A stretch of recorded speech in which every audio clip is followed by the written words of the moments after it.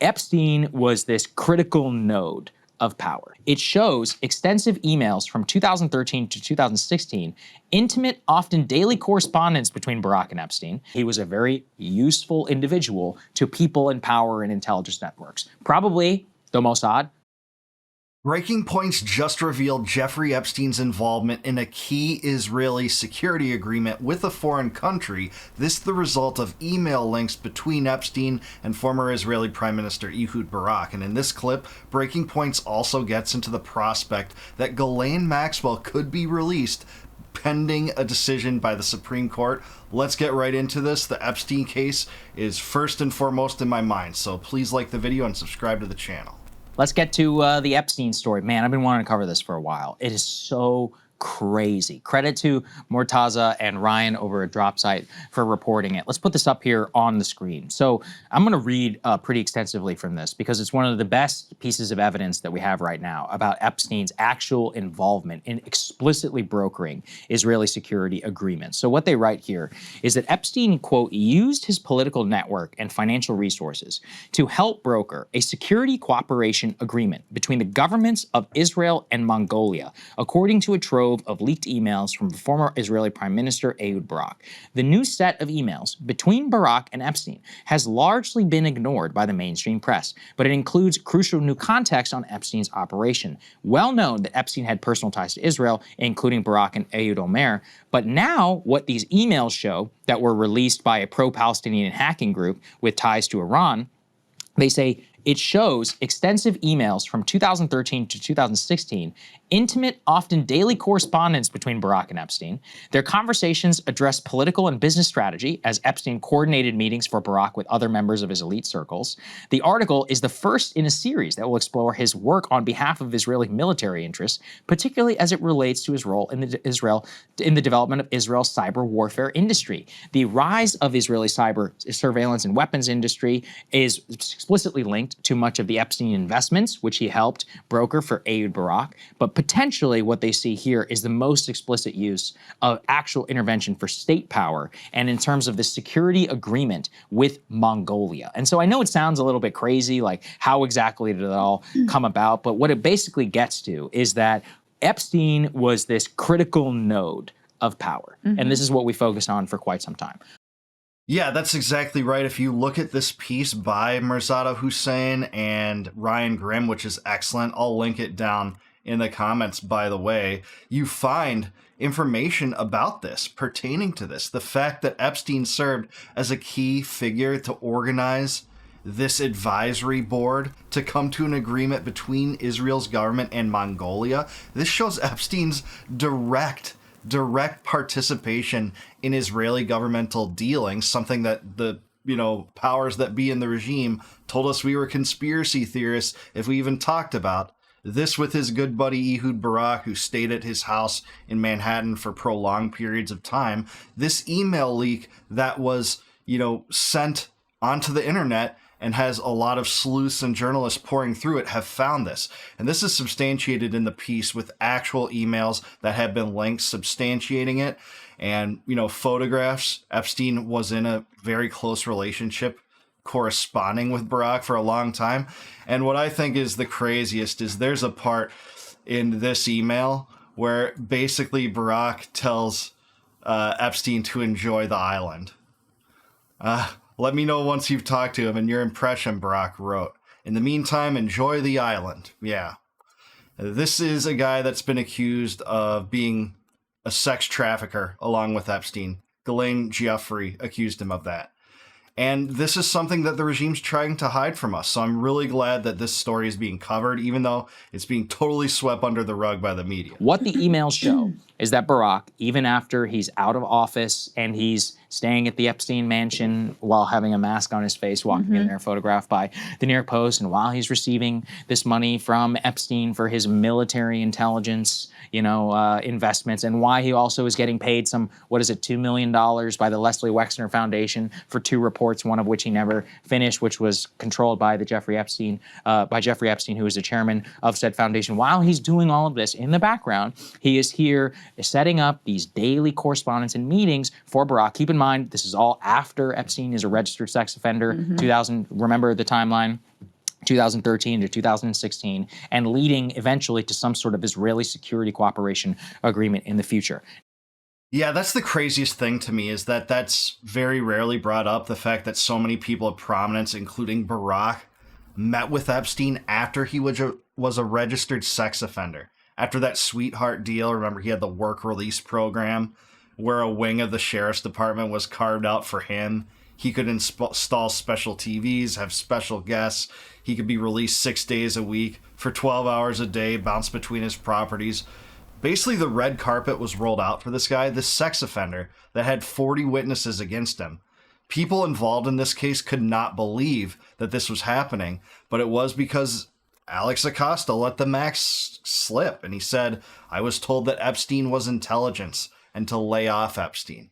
That's what we get from this. And this is after that Ehud Barak is not only meeting with him, he's roping him into actual governmental dealings. This is outside of Ehud Barak's reign as prime minister over Israel, but he is still deeply involved in government dealings in Israel. Now, let's be clear as well. This does not say he was explicitly an Israeli agent. And I've never actually even said that. What I have said is that he was a very useful individual to people in power and intelligence networks. Probably the Mossad, Saudi Arabia, Russia, KGB, or whatever, the FSB, CIA, all of these people. But, you know, it was when he got in trouble for some of his proclivities that's when those apparatuses kind of kicked into gear. And it's been explicitly denied now at the highest level by, the former Israeli Prime Minister, Naftali Bennett. Now the head of Mossad, who was recently on Barry Weiss's show, said, oh, absolutely, he's never worked for Mossad, never worked for Mossad. Remember, not worked with Mossad. Those were very different.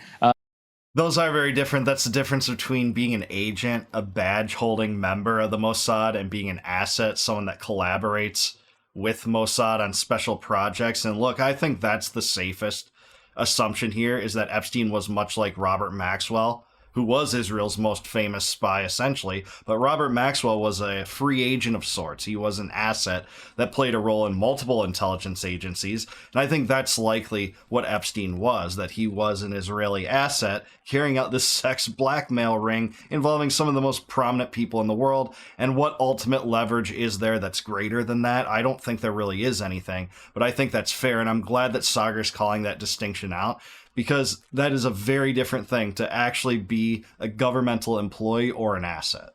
Things that you could lay out there. They can come out and deny that too. Would you believe it from the CIA if they said something like that? So anyway, very important piece of evidence in all of this. Of course, it's been completely ignored by most of the mainstream media on this, probably because of this pro-Palestinian hacking group. Who cares where the information comes from? Of course. Emails are emails, all right? By the way, Iran, if you're listening, send it over. Okay, all right? I'll take it from anybody. As long as it's real, I don't care. Yeah. And anyway, so another piece in the puzzle that we can just put right there. We don't have all the other pieces, but the picture is all starting to come together. Yeah, Well, anything that is not putting Israel in a favorable light, you can guarantee that the MSNBCs, the Fox Newses, and the CNNs of the world are not going to cover it. Anything regarding Epstein's connections to Israel, and there are many, and this is just the latest example, and maybe the most palpable one, that this is a completely ignored story as the Charlie Kirk assassination, which we've been covering on the channel, unfolds as things like government spending, government corruption, war with Iran, the U.S., links with Israel, Netanyahu's speech, all of those stories are overshadowing this one, and they really shouldn't. It's pretty extraordinary, right? And we knew that relationship that he had with the former Israeli president it was very close. They were together all the time. You've got the famous photo of him going into the mansion, all masked up. We knew they did business together, and this just sort of puts flesh on the bone of what that relationship looked like. And it reminded me quite a bit of also the way that Epstein ingratiated himself with J.P. Morgan. Yes, because it was the same. He was seen as this real power broker where he was bringing business to them and creating meetings for them. And then he had this network of wealthy and powerful individuals that he was providing benefit to them also by bringing them into these meetings with the bank. And so when the shit hits the fan and he's a registered sex offender and they have to decide what they're going to do, there are a lot of people there who also, some of the executives are directly in his circle and going to the island as well. Yeah. They're, oh no, but he's so good for us business-wise. And by the way, since he has all of these powerful connections, like if they're okay with, if the former prime minister of Israel is okay with him, like who are we to judge? Exactly. So this is part of how, this really shines a light on how he was able to operate with such total and complete impunity in the way that he was in the highest circles of global power, both here in Israel and other places as well. So there's another story that's very worth keeping an eye on this week as well. You can put D2 up on the screen, which is Supreme Court this week is considering whether they are going to take up the Ghislaine Maxwell challenge to her, one count of her criminal convictions for sex trafficking. And basically her argument is, hey, that sweetheart deal that was cut by Alex Acosta back in Florida that said not only is this is it for Epstein, but also for his co-conspirators, named and unnamed, that applies to me. So you shouldn't have been able to indict and try me on this charge. And that appeal has now gone all the way up to the Supreme Court, where they face a decision whether or not to consider that appeal. The Department of Justice's position is no, you shouldn't take it up because there's all kinds of other stuff going on. So we don't want you to look at this right now. So we're waiting to see what the Supreme Court is ultimately going to do with it. This is really interesting. This is being totally ignored while a lot of people talk about the potential for pardon for Ghislaine Maxwell, and I don't think that's going to happen anytime soon. If that happens, it'll be on one of the last days of the Trump administration. The only way he can make himself more unpopular and lose more support, even from his base on this story, is to give Ghislaine Maxwell a pardon right now. But this is an interesting topic. If the Supreme Court entertains this argument and throws out her conviction on that basis, that's going to make major waves, man. And, this is something that's, again, being completely ignored as Ghislaine Maxwell was moved to kind of a sweetheart facility, that it's been admitted by whistleblowers within the deep state that that's against their own guidelines for how to move sex offenders between different prisons. It's not even supposed to be allowed. So that's where we're at right now on this, man. Needs to be followed. But, it really exposes how just disgusting that original deal and illegal, by the way, too, was found to have violated the victim's rights, that original sweetheart deal, that it could even absolve Ghislaine Maxwell, who was so complicit in all of the horrors and crimes that were committed by Jeffrey Epstein. We would hope that it doesn't go through, but with this, you have no idea. In some ways, and this is going to sound insane, but there is a legal argument to be made, as horrible as the deal was, right? Her argument is basically, hey, you gave me a printed document from the United States government, United States of America, that said, I will not prosecute you and you're good to go if Epstein go ahead and pleads guilty or whatever to this very narrow set of charges, which is the greatest sweetheart deal. She's like, you can't just go back on your word because some judge in 2018 said it was illegal, only because you didn't follow best practices. We held up our end of the bargain. If it's the government's fault for making the wrong deal. And that's that's part of the most insane part about the 07 deal, really, in the first place, and part of why, in my estimation, is one of the clearest evidences of immense government power or some force behind the scenes doing something to protect him. But it does also demonstrate that for Trump and with Maxwell, there are various different avenues which they're trying to have a release valve, because they had her sit down with the Deputy Attorney General. They made sure that she got all of her BS denials out in the open. By the way, I've already demonstrated many of the explicit lies that she said in that transcript. Not that Todd Blanche did anything.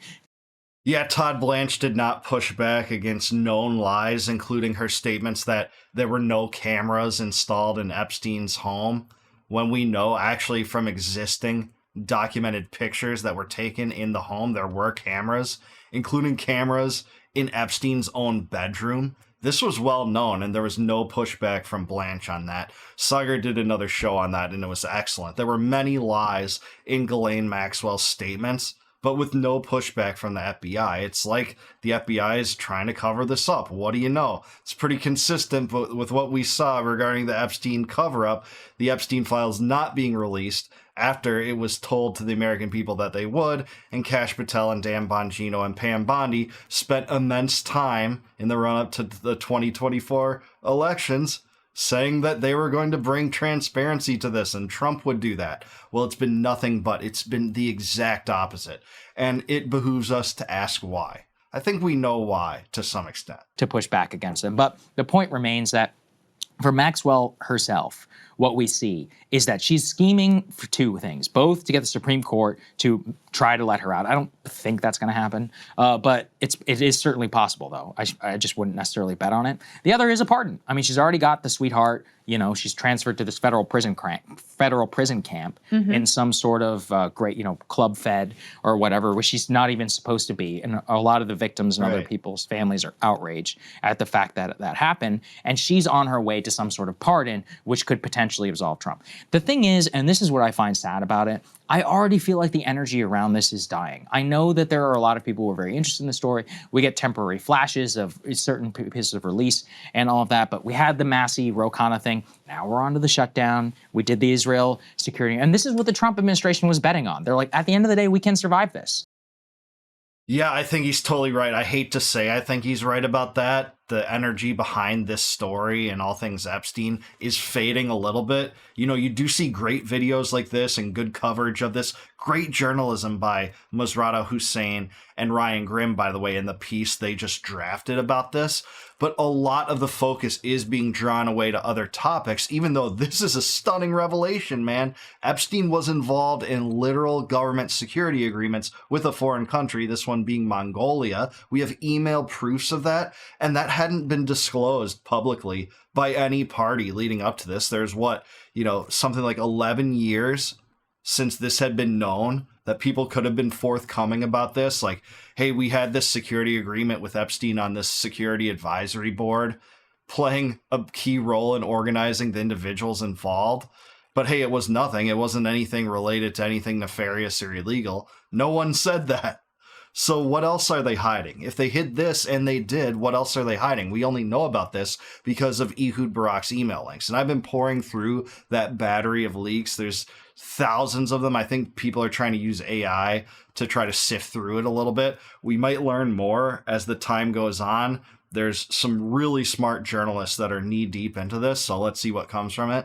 But yeah, I mean, this shows Epstein's literal involvement with the Israeli government. If you had any delusion as to that he wasn't involved in Israel's dealings whatsoever, even if indirectly, I think this proves that definitively wrong. And this should be a major A-list story. It's been completely undercovered, but hey, I have to give props to Sagar and Crystal for covering this because few others are, and I think it's super important.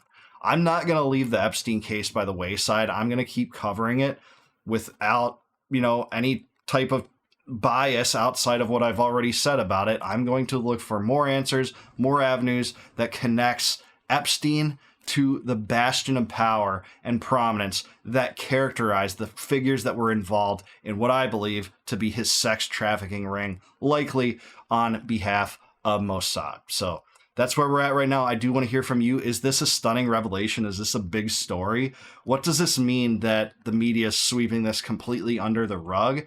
And will this make any headway? Let me know in the comments down below. Please like the video, subscribe to the channel, subscribe to Breaking Points. Thanks for the awesome segment, guys. And please consider becoming a YouTube member. If you click the join button below, you can help support my channel. And in return for that, I'll give you access to all of my videos before they go live to the general public on YouTube. And until I see you guys next time, no more war, no more debt, no more inflation, and no more empire. Peace out, guys. Catch you in the next one.